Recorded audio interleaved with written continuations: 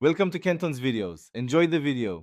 You begin by prepping skin, cleanse, moisturize, and if you have oil-prone areas, apply a light primer. This helps powder adhere and last longer. Once done, tap your compact with a brush or sponge to load product.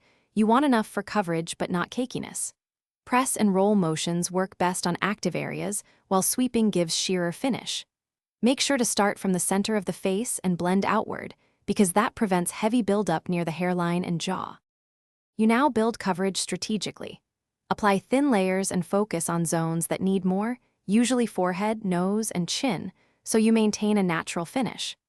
Once you've pressed powder into the skin, go back with a denser brush for spots that need opacity, then soften edges with a fluffy brush. Make sure to check symmetry and color in natural light if possible, and transition gently between zones so there are no visible lines. This staged approach prevents over-application and keeps texture smooth. You finish by setting and refining. A light setting spray melts powder into skin and increases wear time. Spritz from an arm's length and allow to dry. Then, blot oil-prone areas during the day and reapply a light dusting only where needed.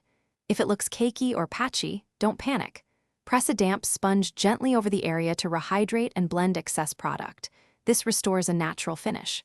Finally, check edges and hairline one last time to ensure seamless blending.